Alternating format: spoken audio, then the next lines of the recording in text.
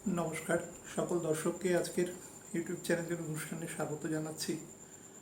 গতদিনের অনুষ্ঠানে প্রচুর প্রশ্ন এসেছিল, কিন্তু আমি বহু লোকের প্রশ্নের উত্তর দিতে পারিনি। শারীরিক প্রবলেম ছিল, সেই কারণে ক্ষমা চেয়ে নিচ্ছি। কথা বলতে পারিনি অনেকের সাথে। আমি যারা যারা প্রশ্ন করেছেন, অন্তত SMS-এ করেছেন, আমি প্রত্যেককে জবাব দেওয়ার চেষ্টা করব। যাই হোক, আজকে যে টপিক নিয়ে আলোচনা করব, ইম্পর্টেন্ট টপিক, বহু মানুষ জানতে চেয়েছেন। সেটা হচ্ছে মঙ্গলের কর্কট রাশিতে প্রবেশ এবং আগামী 1.5 মাস কর্কট রাশিতে অবস্থান, তার ফলাফল সম্পর্কে একটা সার্বিক ব্যাখ্যা মানুষ জানতে চেয়েছেন। দেখুন, আমি কলকাতার লঙ্গিটিউড ল্যাটিটিউড ধরে আপনাদের বলে দিচ্ছি। 2 জুন, অর্থাৎ আজকে আমি অনুষ্ঠান করছি 30 তারিখ, 2 জুন সকাল 6:52 মঙ্গল কর্কট রাশিতে প্রবেশ করবে এবং থাকবে 20 জুলাই পর্যন্ত, 20 জুলাই বিকেল 5:51 পর্যন্ত। খুব মাইনিউটলি একটা জিনিস শুধু বলে দিচ্ছি, 20 জুলাই মানে বুঝতে পারছেন সেটা শ্রাবণ মাসের 3-4 তারিখ, অন্তত 5 তারিখও হতে পারে পড়ে যাচ্ছে। তার মানে এমন একটা ফেজ আসবে যখন রবি এবং মঙ্গল, হয়তো মঙ্গল শেষের দিকে, হয়তো মানে শেষের দিকেই থাকবে, 28-29 ডিগ্রিতে থাকবে, কিন্তু রবি তখন কর্কট রাশিতেও প্রবেশ করবে।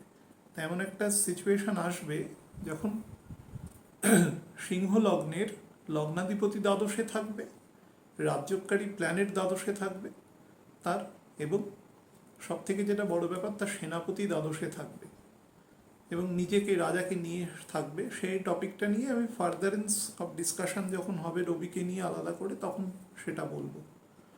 আপাতত যেটা নিয়ে বলবো সেটা মঙ্গলের সার্বিক গোচর নিয়ে। দেখুন, মঙ্গল হচ্ছে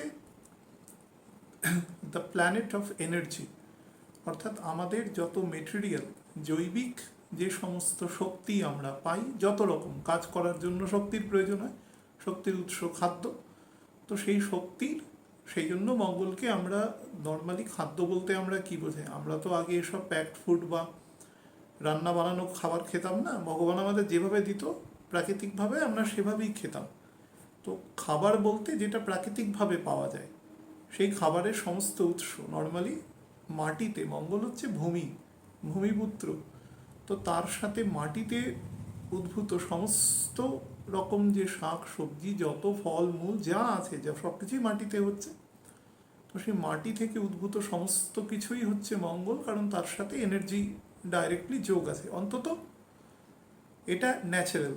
তারপরে এখন তো অনেক আর্টিফিশিয়াল খাবারও পাওয়া যায় যেগুলো আমরা খেয়ে থাকি, সেগুলোর বিষয়ে কিন্তু আমি আলোচনায় যাচ্ছি না। সুতরাং ফুড গ্রেইনস, হ্যাঁ, যে আমরা নর্মালি গ্রসারি, মুদি দোকানে যে সমস্ত খাবার পাওয়া যায়, যেগুলো আমরা প্রত্যেক মাসেই কিনি ঘর চালাতে গিয়ে, সেই খাবারের সমস্ত সোর্সই হচ্ছে মঙ্গল। জমিতে জার্মেন্টেশন, আপনাদের অনেকবার বলেছি যে অঙ্কুরোদ্গমের সাথে যুক্ত হচ্ছে মঙ্গল।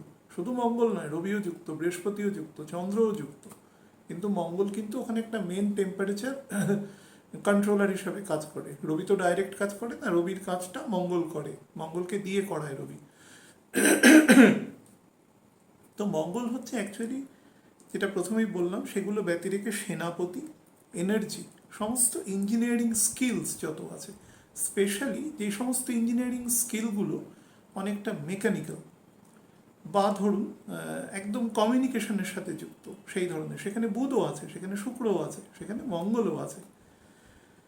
বিশেষ করে হার্ডওয়্যার পার্ট অফ কম্পিউটার, আপনাদের আজকালকার ভাষায় যদি বলা যায়, সেই রকমভাবে বললে হার্ডওয়্যার পার্ট, একটা মেশিন বানাতে তার যে মেশিনারিগুলো লাগে, ইন্টারনাল পার্টস, যেগুলোকে অ্যাসেম্বল করে একটা সার্বিক মেশিন তৈরি হয়, সেই ইন্টারনাল পার্টসের যে হার্ডওয়্যার অ্যাক্টিভিটিস, সেগুলো মঙ্গলের সাথে যুক্ত।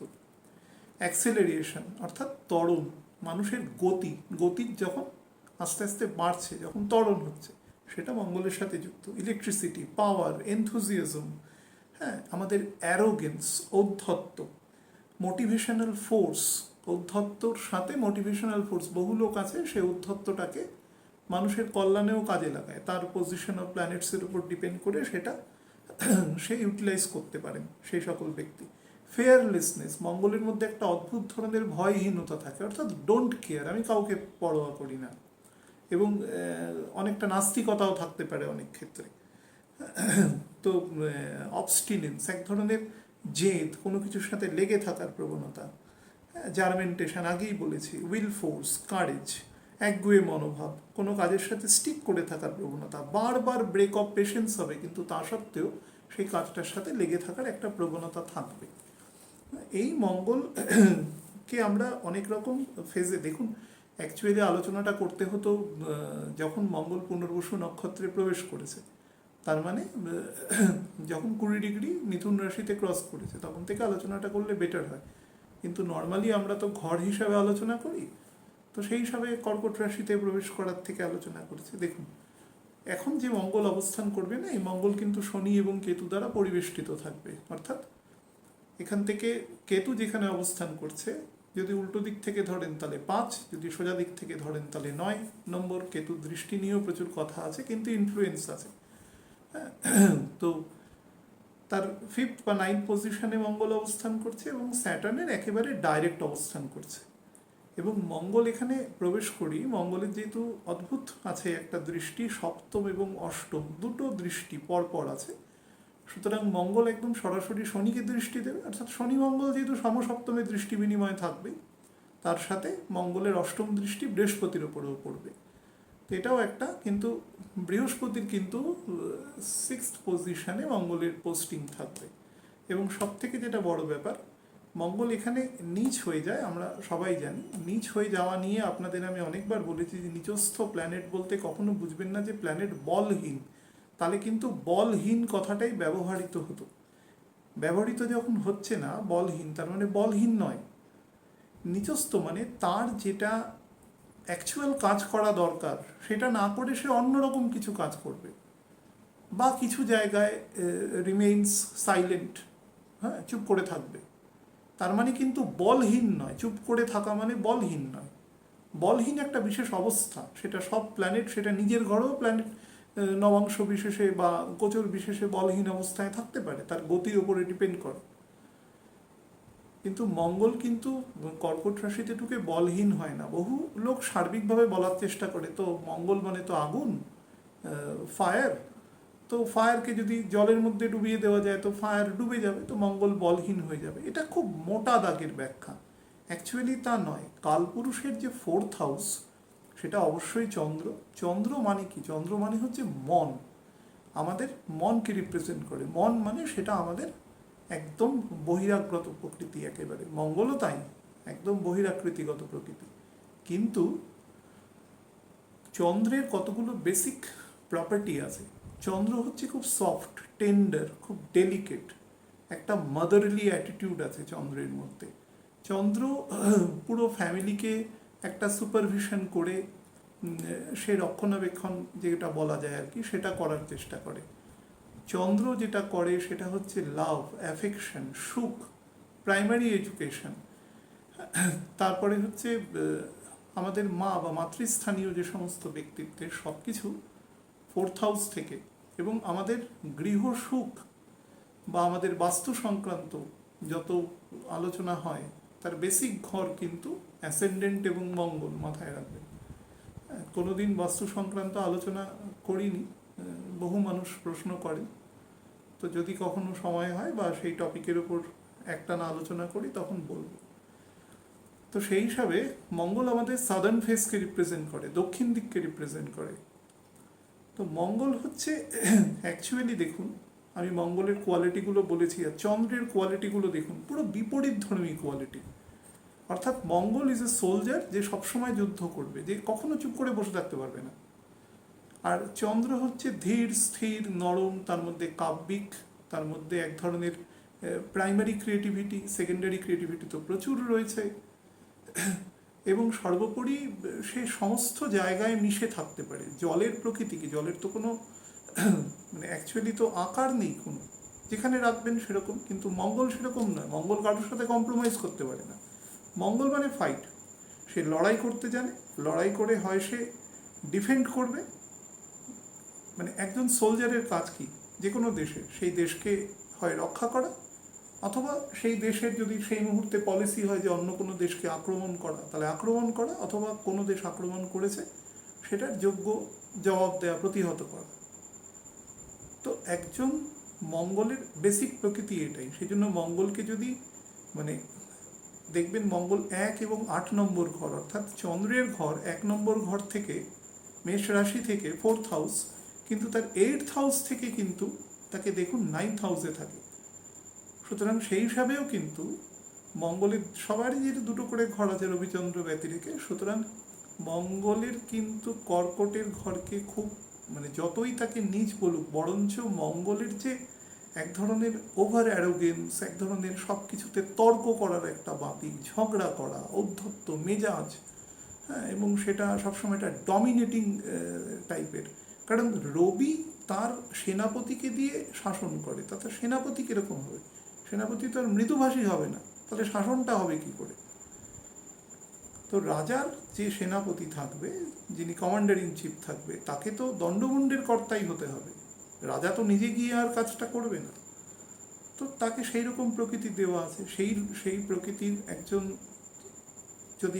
ডেমিগডস, যেহেতু সে যখন এমন একটা ঘরে আসছে, সেই ঘরের প্রকৃতি সম্পূর্ণ বিপরীত। তো সে তার প্রকৃতিকে লুজ করছে। কেন লুজ করছে? মনে রাখবেন, যে ঘরে থাকবে তার প্রভাব সবসময় বেশি থাকে। ঘরটা যার, আমি এই মুহূর্তে আমার ঘরে বসে ভিডিও করছি, তো এখানে আমার সভারেন্টি রয়েছে, কেউ আমাকে দুম করে এসে বার করে দিতে পারবেন এখান থেকে। এটা একটা লেজিটিমেটলি একটা ওন্ড জায়গায় আমি রয়েছি, ওনার আছি আমি। কিন্তু এইটাই যখন আমি স্টুডিওতে বসে করি, সেই স্টুডিওতে আমাকে সেটা কিন্তু আমার জায়গা নয়। সেখানে আমার একটা নির্দিষ্ট টাইম আছে, তার বাইরে আমি কাজ করতে পারবো না সারাদিন বসে, তাই না? আমাকে আই উইল বি ওভারথ্রোন, বাইরে সরিয়ে দেবে।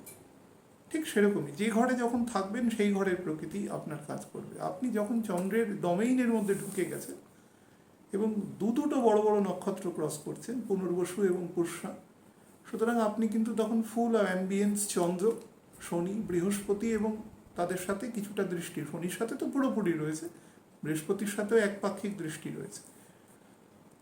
সুতরাং তার কিন্তু একটা প্রভাব এখানে রয়েছে, এটাকে অস্বীকার করা যায় না। এবার চন্দ্রের একটা বেসিক প্রকৃতি আছে। চন্দ্র কিন্তু মা, আমরা মা বলি, তো মা কী করে? মা আমাদের ঘরের নর্মালি রুট চিন্তা করুন, যে রান্নাবান্না করে, আমাদের খাওয়া দাওয়ায় দেখভাল করে, আমাদের সুখ কোথা থেকে আসে, মেটেরিয়াল প্লেজার কোথা থেকে আসে? তো আমাদের ভালোভাবে থাকা, ভালো পোশাক আশাক, ভালো খাদ্য গ্রহণ, একদম মেটেরিয়াল নর্মাল চিন্তা করুন। একটু গরম লাগছে তো একটু পাখার বদলে যদি এসি চালানো যায়, যতটা ফিজিক্যাল কমফোর্ট আপনি পেতে পারেন, সেটা মা আমাদের অনেকটা অংশে একটা বয়স পর্যন্ত অন্তত তিনি যোগান। তো এখানে মঙ্গল এই জাতীয় কারকতার সাথে যুক্ত নয়, মঙ্গল হচ্ছে এনিমির সাথে ফাইট করতে যুক্ত। তো সেই যেই না এখানে প্রবেশ করবে, তার যে প্রকৃতি আছে, সেই প্রকৃতির মধ্যে চন্দ্রের ইমোশনাল প্রকৃতি, চন্দ্রের যে ধরুন একটা জিনিসকে নিয়ে ল্যাক করার প্রকৃতি, চন্দ্রের ডিসিশন মেকিং এবিলিটিতে পোর আছে, কারণ দ্বাদশপতি বুধ আছে সেখানে। তো সেক্ষেত্রে কি হয়, খুব মানে মঙ্গল একটা কনফিউজড অবস্থায় পড়ে যায়। ঠান্ডা তো এই ঘরের একটা প্রকৃতি, সেটা তো একটা অন্যরকম আছে, যেটা আমি প্রথমেই বললাম যে খুব ইউজুয়ালি বলা হয়। কিন্তু আমি যদি উল্টো দিকে বলি, যে উল্টো দিকের ঘরটা তো শনির ঘর, সেই ঘরটা তো খুব ঠান্ডা ঘর, সেটা জলীয় ঘর নয়, ইথার আকৃতিযুক্ত ঘর, কিন্তু ঠান্ডা ঘর, তাহলে সেই ঘরে গিয়ে মঙ্গল কি করে তুঙ্গ হয়? উল্টো দিকের ঘরটাও তো গরম ঘর নয় কোনো, তাহলে তো ধনুরাশি বা সিংহ রাশিতে বলা হতো মঙ্গল তুঙ্গ হয়, তা তো বলা হচ্ছে না। এবং তুঙ্গস্থ পরিমাণটা কত? 28 ডিগ্রি পর্যন্ত বলেছে, অর্থাৎ নিজের নক্ষত্রকেও ধরে নিয়েছে। সুতরাং যুক্তিটা হচ্ছে তার প্রকৃতির সাথে একটা বৈসাদৃশ্য সম্পন্ন প্রকৃতি এখানে তাকে ফেস করতে হচ্ছে। তবে মনে রাখবেন, মঙ্গল সবসময় একটু অবদমিত থাকাই ভালো। মঙ্গলের শুধু নামটা মঙ্গল, অ্যাকচুয়ালি ওর আগে একটা বসিয়ে দিন, ও হচ্ছে অমঙ্গল অ্যাকচুয়ালি। তো মঙ্গল সবসময় একটু সাপ্রেশন পজিশনে থাকাই ভালো। আমি বলছি না যে নিচ থাকলো বা অত্যন্ত দুর্বল হলে তার কিছু নেগেটিভ ফলও দেবে, কিন্তু খুব বলি থাকা ভালো নয়, তাতে ছকের যে একটা বাঁধন আছে সেটাকে নষ্ট করে দেয়। আমি অনেক বিখ্যাত লোকের হরস্কোপে, আমি বলতে পারি বিখ্যাত লোকের হরস্কোপে, আপনারাও দেখে নেবেন ইন্টারনেটে, মঙ্গল দেখবেন অবদমিত আছে। মকরের ঘরে মঙ্গলের যে পজিশনটা থাকে, মঙ্গলকে ব্যালেন্সড ভাবে শনি ওখানে সব মানে রাখতে পারে, কন্ট্রোল রাখতে পারে। সেটা নিয়ে আলোচনা করেছি, পুরনো ভিডিও দেখবেন, আমার এখানেই রয়েছে। তো সেই কারণে মঙ্গলকে ওখানে তুঙ্গ বলে, অর্থাৎ একটা ফায়ার। আমি উদাহরণ দিয়ে বুঝিয়েছিলাম যে আমরা তো এখন অধিকাংশ শহরে তারা তো গ্যাস ব্যবহার করি ঘরে। তো আমাদের রান্নাঘরটা কোথায় হয়? সারা বাড়ি জুড়ে হয় কি? সারা বাড়ি জুড়ে হয় না। রান্নাঘর একটা নির্দিষ্ট কোণাতেই থাকে এবং একটা নির্দিষ্ট জায়গাতেই আগুনের ব্যবহার করা হয়। মঙ্গল হচ্ছে ফায়ার, এনার্জি, ডিরেক্ট। তাকে যদি সারা বাড়ি শুদ্ধ নিয়ে আপনি রান্নাঘর বানান, তাহলে যে কোনো সময় আপনার বাড়িতে ভয়ানক অগ্নিকাণ্ড ঘটে যেতে পারে। এবং সবাই সব থেকে সেফ কোনো জায়গা ঘরের মধ্যে, যারা বাস্তু দেখেও ঘর না করে, অন্য কোনো পদ্ধতিতেও বানান, তো তারাও কিন্তু সব থেকে সেফেস্ট জায়গায় রান্নাঘর করেন এবং বাচ্চাদের থেকে একটু ইনঅ্যাক্সেসিবল জায়গাতেই গ্যাস বা এগুলো ব্যবহার করেন। তো সবসময় তাকে একটা নিয়ন্ত্রিত ব্যবহার করা হয় বলেই আমরা সেই জিনিসগুলোকে খেতে পারি। একটা গ্যাসের যদি বার্নার দিয়ে এরকম দাউ দাউ করে আগুন উঠতো, তাহলে কি সেখানে রান্না করা যেত? সেটা তো পুড়িয়ে দিত সমস্ত খাবার, বা যে রান্না করতো সেও পুড়ে যেত।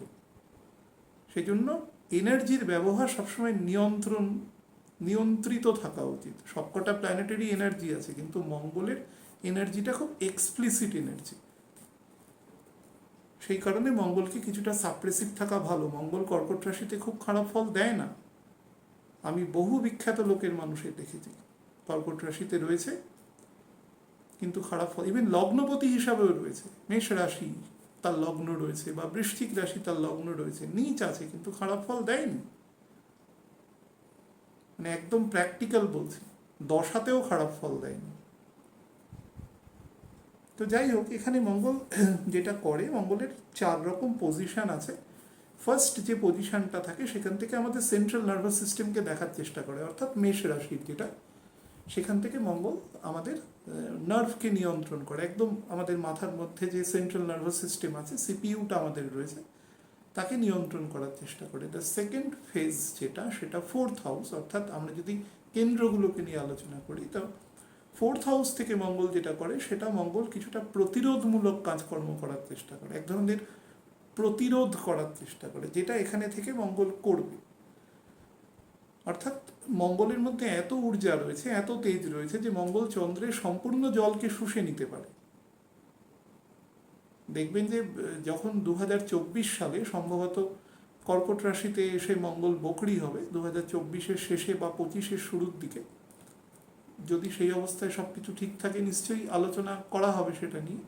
তখন দেখবেন বকরি থাকলে এখানে কি প্রকৃতির ফল দেয়, বা যখন বকরি ছিল 2010 সালে, তখন কি প্রকৃতির ফল দিয়েছে সেটা একটুখানি দেখার চেষ্টা করবে। ঠিক আছে, তো 7th পজিশন থেকে কি করে? 7th পজিশন থেকে ওর ক্রুয়েল অবজারভেশন রাখে।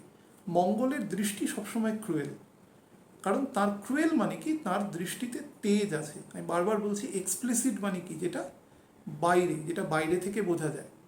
ইমপ্লিসিট মানে সেটা সব গ্রহেরই তেজ আছে, কিন্তু সেটা ইমপ্লিসিট থাকে। বুধের কিছুটা এক্সপ্লিসিট তেজ আছে, এবং মঙ্গলের তেজটা পুরোপুরি এক্সপ্লিসিট, পুরোপুরি তামসিক। মঙ্গল কোনো কিছুর চিন্তা করবে না। ও এত হটকারী যে ও প্রম্পট রিয়াক্ট করবে, প্রম্পট। কাউকেও স্পেয়ার করবে না। সামনে কে আছে, তার পদমর্যাদা কি আছে, বা কথাটা বললে পরিস্থিতি হতে পারে, ও কেয়ার করবে না। রবিও কেয়ার করে না, কিন্তু রবির মধ্যে বোধটা আছে, কিন্তু মঙ্গলের মধ্যে বোধ নেই। মঙ্গল তর্ক করার জন্য তর্ক করবে, সে ভুল হোক ঠিক হোক, তার সম্পর্কে জানুক না জানুক, সে বকেই যাবে সেটার উপরে। এটা মঙ্গলের একটা বেসিক নেগেটিভ জায়গা। তো 7th হাউস থেকে কি করে, যদি 7th হাউসের থেকে ও লগ্ন এবং দ্বিতীয় দৃষ্টি দেয়, তো বাকের উপরেও ক্ষমতা রাখে, এবং ক্রুয়েল, কথাবার্তার মধ্যে তেজ থাকে। 7th হাউসে মঙ্গল যেখানেই থাকে, আমি বারবার বলছি যে মঙ্গল মানে অ্যাকচুয়ালি অমঙ্গল। আমরা তাকে মঙ্গল বলি, তার অনেকগুলো কারণ আছে, সেই জন্য ভূমির সাথে যোগ আছে, মাঙ্গলিক কিছু প্রক্রিয়া আছে সেই কারণে। কিন্তু মঙ্গলের অ্যাকচুয়ালি ফাংশনারি খুব পাওয়ারফুল হয়ে গেলে ছকে কখনো ভালো ফল দেয় না। এবং বকরি মঙ্গল কিন্তু ছকের একা নিজের গুরুত্ব নষ্ট করে দিতে পারে। পুরো ছকটার যে ফিজিবিলিটি আছে সেটাকে বকরি মঙ্গল একা নষ্ট করে দিতে পারে। যদি বাকি গ্রহগুলো মাঝারি প্রকৃতির বল যুক্ত হয় এবং দশার যদি স্ট্রেংথ খুব বেশি না হয়, বকরি মঙ্গল একা পুরো ছককে নষ্ট করতে পারে। যেখানেই এসে বকরি হোক, সে যে ঘরে গন্ডগোল করে দেবে। আচ্ছা, আর 10th হাউসে যখন থাকে, যেটা বলছিলাম, যেখানে শনি ওকে নিয়ন্ত্রিত আকারে ব্যবহার করতে পারে, সেইখান থেকে কিন্তু ওর মধ্যে একটা একটা নিয়ন্ত্রিত আক্রমণও করতে পারে। অর্থাৎ মঙ্গলকে সবসময় নিয়ন্ত্রণ করতে হবে। ফায়ার, আমরা কি করি, গ্যাসকে কখনো বাড়িয়ে দিই, কখনো সিম করি, তাই না? আমরা যে কোনো আমরা রেগুলেটর দিয়ে পাখা বাড়াচ্ছি কমাচ্ছি, এনার্জিকে আমরা সবসময় নিয়ন্ত্রণ করি। আমাদের বাড়িতেও দেখুন, ইলেকট্রিসিটি আমাদের বাড়িতে দেওয়া হচ্ছে, সেই ইলেকট্রিসিটিকে আমরা বিভিন্নভাবে নিয়ন্ত্রণ করছি, বাড়িয়ে কমিয়ে, কখনো মডারেট রেখে, সব কিছুতে। এরম তো কোনো জায়গায় নেই যে এটা যা খুশি দিয়ে দিচ্ছে অনিয়ন্ত্রিত, সম্ভব নয়, তাহলে সমস্ত কিছু নষ্ট হয়ে যাবে। সুতরাং এনার্জি যদি প্রপারলি তাকে যদি কন্ট্রোলার না থাকে, তাহলে সে ডিস্ট্রয় করে দেবে। ভগবান আমাদের কখনো কন্ট্রোলার হতে বারণ করেছে কোনো কাজে, শুধু কাজ করতে বলেছে এবং চুপ করে থাকতে বলেছে। কন্ট্রোলার হতে বারণ করেছে যে কোনো কিছুতে। আমরা একটা কাজ করি, নর্মালি কি করি, তার ফলের চিন্তা করি, এটা করলাম, এই পরীক্ষাটায় চান্স পাবো কিনা, অমুক সময় বিয়ে হবে কিনা, অমুক সময় সন্তান আসবে কি। নর্মালি আমরা মেটেরিয়াল যা চিন্তা ভাবনা করি, অমুক সময় প্রপার্টি কিনবো, এগুলো করতে বারণ করেছে অ্যাকচুয়ালি। পুরো পুরো ফরবিডেন আছে, বিধিনিষেধ আছে।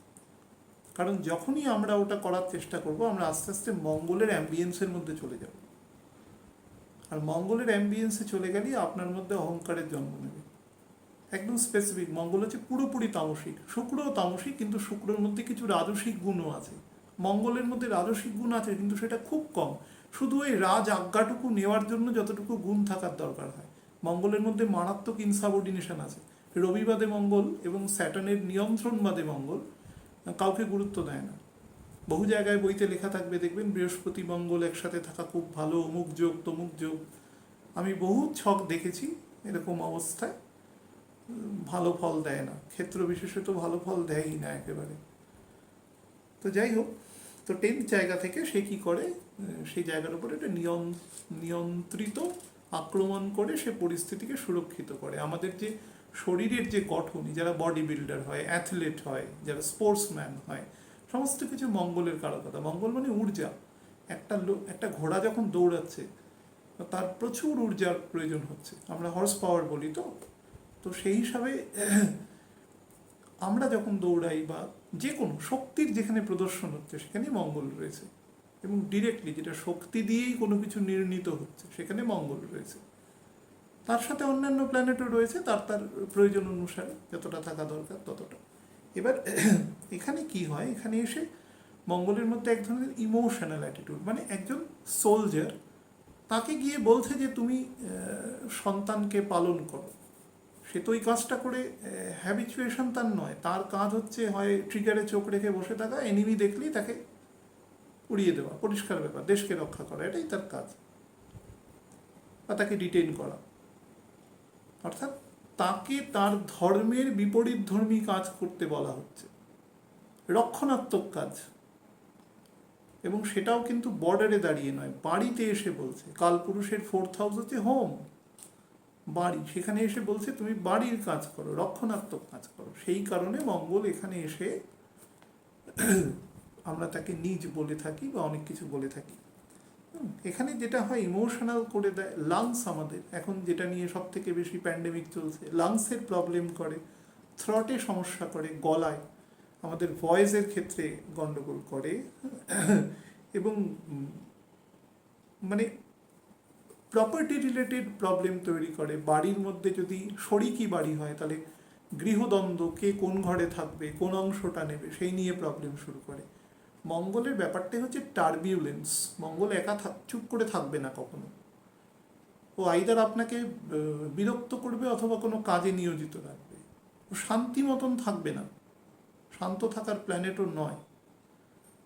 খুব স্পেসিফিক কিছু জায়গা ব্যতি রেখে মঙ্গল যে আমাদের টোটাল যে প্রত্যেকটা ঘরের 9টা করে নবাংশ এবং মানে 3°20' করে এবং 12টা ঘরের 108টা নবাংশের মধ্যে অন্তত 4-5টা নবাংশে ব্যতি রেখে মানে মোটের ওপর একটা ঘরের অর্ধেক ডিগ্রি মানে 15° ব্যতি রেখে 360°-র মধ্যে মঙ্গল কোথাও খুব একটা সুস্থ থাকে না। 15°-র মধ্যেও কিন্তু খুব থাকে না, কম্পারেটিভ বলছি, একটু স্থির থাকে। তো যাই হোক, মঙ্গল কর্কট রাশিতে আরেকটা জিনিস হয়, আইডেন্টিটি ক্রাইসিসে ভোগে, নিজেকে প্রপারলি বোঝাতে পারে না যে সে কী। তার ফলে সে নিজেও এক ধরনের আইডেন্টিটি ক্রাইসিসে চলে যায় এবং পরিস্থিতিকেও একটা ভোলাটাইল সিচুয়েশন সে তৈরি করে। এটাও একটা খুব নেগেটিভ জায়গা এখানে মঙ্গলের। তো সেই কারণে এখানে মঙ্গল থাকাকালীন মানুষকে একটু ঠান্ডা মাথায় ধীর স্থিরভাবে সিদ্ধান্ত নেওয়া উচিত। বিশেষ করে যেই ফেজটাতে শেষের দিকে, অর্থাৎ অশ্লেষা নক্ষত্র দিয়ে যখন মঙ্গল পাস করবে তার যে শেষ দুটো নবাংশ থাকবে, শেষ অর্থাৎ যে নবাংশটা, একটা হচ্ছে কুম্ভ রাশির নবাংশ, একটা হচ্ছে মীন রাশির নবাংশ, এই দুটো নবাংশে কিন্তু খুব স্থির থাকা উচিত। তখন রবিও এসে তার দ্বাদশে ঢুকবে, অর্থাৎ রাজা নিজে এবং রাজ সেনাপতি নিজেকে নিয়ে তার ঘরের দ্বাদশে, এবং সেটা জলের ঘরে বসে আছে। সেই সময়টা কিন্তু খুব বেটার নয়। রোগ সৃষ্টিকারী, পরস্পরের মধ্যে দ্বন্দ্ব সৃষ্টিকারী মঙ্গল কিন্তু বন্ধু বান্ধব, কনিষ্ঠ ভ্রাতা এদেরও নির্দেশ করে। তো ভ্রাতা ভগিনীর সাথেও কিন্তু সম্পর্কটা মেনটেন করার চেষ্টা করবেন। মামা বাড়ি থেকে প্রপার্টি, সেটাও কিন্তু মেয়েদের ক্ষেত্রে, মানে মেয়েরা তার বাপের বাড়ি থেকে যে প্রপার্টি পায় সেখানেও মঙ্গল গুরুত্বপূর্ণ ভূমিকা। প্রপার্টি, বিশেষ করে ইমুভেবল প্রপার্টি, যেটা জমি, বাড়ি, ফ্ল্যাট, দোকান, এগুলো, এই জাতীয় প্রপার্টির সাথে কিন্তু মঙ্গল একেবারে সোললি কানেক্টেড।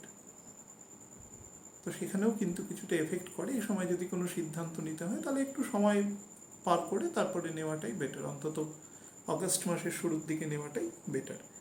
এই জায়গায় মঙ্গল থাকা, আমি একটা স্পেসিফিক আপনাদের বলি, আমি সমাজের অনেক বড় মানুষ, আমি শুধু এইটুকু বলবো, তার বেশি বলবো না, সিদ্ধান্ত নেওয়ার ক্ষমতা আছে সমাজে এমন কিছু ব্যক্তি, সিদ্ধান্ত নেওয়ার ক্ষমতা সবারই আছে, কিন্তু আমরা তো কজন লোকের ক্ষেত্রে সিদ্ধান্ত নিতে পারি। কিন্তু মঙ্গলের, আমি যে ব্যক্তিদের বা ব্যক্তি গোষ্ঠীর কথা বলছি, তারা সমাজের একটা এতটাই ক্ষমতাবান লোক, সমাজের সার্বিকভাবে তার সিদ্ধান্ত নেওয়ার ক্ষমতা আছে এবং তার সিদ্ধান্ত সমাজের সংখ্যাগরিষ্ঠ লোক মানতে বাধ্য থাকে। তো সেই জাতীয় লোক এখানে মঙ্গল থাকা, এবং তার সাথে আমি দেখেছি শুক্রের অবস্থান, চন্দ্রের অবস্থান, চন্দ্র অবস্থান করলে বহু লোক বলবে যে নিজভঙ্গ কেটে যাচ্ছে। মঙ্গল কর্কটে অবস্থান করছে, যে সকল ব্যক্তিদের ছকে চন্দ্রের অবস্থান ভালো আছে তারা কিন্তু মঙ্গলের এই ফেজে কিন্তু তাদের মধ্যে বুদ্ধি এবং শক্তিকে প্রপারলি ইউটিলাইজ করা, এটা কিন্তু খুব ভালোভাবে সে করতে পারে, অত্যন্ত সুচারুভাবে করতে পারে, এবং তার জন্য কিন্তু তাকে খুব ডিপ্লোম্যাটিক্যালি সে ব্যবহার করতে পারে। কারণ এখান থেকে একটি দৃষ্টি সরাসরি বলা যায় যে কুম্ভের ঘরে রয়েছে এবং মকরের ঘরেও রয়েছে, ফলে অনেক ডিপ্লোম্যাটিক্যালি খুব ঠান্ডা মাথায় সিদ্ধান্ত নিতে পারে। পুনর্বসু নক্ষত্র নর্মালি কি করে, পুনর্বসু নক্ষত্র না আমাদের রিকলিংয়ের সাথে যুক্ত। অ্যাকচুয়ালি আমাদের পুনর্বসু নক্ষত্র আমাদের পুনরায় ভাবনায় সাহায্য করে যে কোনো ম্যাটারকে। তো রিকলিং করা, অনেক ছোটোবেলাকার ঘটনা সেটাকে রিমেম্বার করা, তার সাথে পুনর্বসু নক্ষত্র যুক্ত। তো সেই নক্ষত্রে কিন্তু মঙ্গল কম্পারেটিভলি ভালো ফল করে, কারণ মঙ্গল আমাদের সেন্ট্রাল নার্ভাস সিস্টেমকে যুক্ত করে। আমাদের যত স্মৃতি তা কোথায় থাকে, আমাদের মস্তিষ্কে থাকে, এটা আমাদের সিপিইউ। তো সে যখন পুনর্বসু নক্ষত্র দিয়ে যায়, সেটা কিন্তু মঙ্গলের ক্ষেত্রে খুব বলিষ্ঠ নক্ষত্র। ইভেন পুষ্যা নক্ষত্রের মধ্যে যেটা সব থেকে বেশি থাকে সেটা হচ্ছে প্রচুর পরিমাণে ধৈর্য থাকে পুষ্যা নক্ষত্রের মধ্যে, প্রচুর পেশেন্স থাকে। এবং পেশেন্স শুধু নয়, পরিবেশের সাথে অ্যাডাপ্টিবিলিটি, মানিয়ে নেওয়া, অনেক খারাপ জিনিস কিন্তু অ্যাকসেপ্ট করে নেওয়ার মতন ক্ষমতা, অ্যাকসেপ্টিং কোয়ালিটি কিন্তু প্রচুর পরিমাণে থাকে। তো এটাও মঙ্গলকে কিন্তু গুণান্বিত করে। কিন্তু এখানে গণ্ডগোল হচ্ছে অশ্লেষা নক্ষত্র। অশ্লেষা নক্ষত্র এমনিতেই গণ্ডগোলের নক্ষত্র। বুধের 3টে নক্ষত্রে 2টো নক্ষত্রে গণ্ডগোলের নক্ষত্র। তো সেই দিক থেকে অশ্লেষা নক্ষত্রের মধ্যে এমনি কিছু কিছু গুণগত জায়গাতেই সমস্যা রয়েছে। তার সাথে এই নক্ষত্রের যে 4টে চরণ থাকে, একেবারে ধনু থেকে শুরু হয় মীন পর্যন্ত, এর লাস্ট দুটো চরণ যখন নবাংশে মঙ্গল অবস্থান করবে, এই দুটো ঘর কিন্তু মঙ্গলের জন্য কদাপি ভালো নয়। এইবার এই বছরের জাস্ট আগের বছরে মঙ্গল যেখানে এসে বকরি হয়েছিল, প্রথমে মেষে ঢুকে বকরি হয়ে তারপরে মীন রাশিতে মঙ্গলের অবস্থান এবং কুম্ভ রাশিতে মঙ্গলের অবস্থান। কুম্ভ রাশিতে মঙ্গলের অবস্থান ইজ ভেরি ডেঞ্জারাস অবস্থান। কুম্ভ রাশিতে বিশেষ করে দেখবেন 1988 সালের, আমি টাইম বলে দিচ্ছি আপনাদের, মোটামুটি এপ্রিল অনওয়ার্ডস, প্রায় ধরুন জুন মাসের এন্ড বা জুলাই মাসের ফার্স্ট উইক পর্যন্ত কুম্ভ রাশিতে দেখবেন রাহুযুক্ত মঙ্গল অবস্থান করছে। খুব গন্ডগোল। আমি অনেক ফিমেলের ছক দেখেছি সে সময়, যাদের কিন্তু বিবাহিত জীবন অত্যন্ত সমস্যার, এবং ওই মঙ্গলটা কিন্তু বকরি হতে যাওয়া মঙ্গল, অর্থাৎ সেপ্টেম্বরের মাঝামাঝি সময় গিয়েও বকরি হয়ে যাবে মীন রাশিতে ঢুকে। প্রচুর ওই সময়কার ছক দেখেছি, যেটা কিন্তু এরাডিকেটিং, মানে খুব ধ্বংসাত্মক ছক। এই দুজনের কোএক্সিস্টেন্স কিন্তু মারাত্মক রকম সমস্যা তৈরি করে দেয়। কোন সময় না, যখন বকরি হতে চলেছে, কিছুদিন আগেও তো মঙ্গল রাহুকে পাস করেছে। বিরাট কি কিছু এফেক্ট দিয়েছে? বিরাট কিছু এফেক্ট দেয়।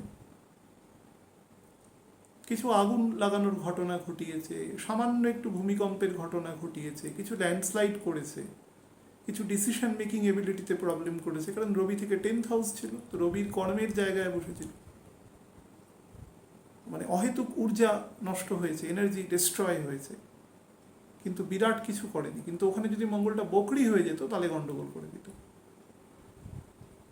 যাই হোক, এখানে নিয়ে এতটা চিন্তা করার কিছু নেই। অশ্লেষা নক্ষত্রের যে অংশটা দিয়ে পাস করবে লাস্ট ওই মোটামুটি 11-12 তারিখ জুলাই মাসের, সম্ভবত জুলাই মাসের 20 তারিখ পর্যন্ত, সেই সময়টা একটু সাবধানে থাকবেন। এখানে রক্তচাপ ঘটিত প্রবলেম করে, মাঝে মাঝে হঠাৎ করে রক্তচাপ কমিয়ে দেয় এবং মানুষের মধ্যে অদ্ভুত রকমের নাকারাত্মক এনার্জি তৈরি করে।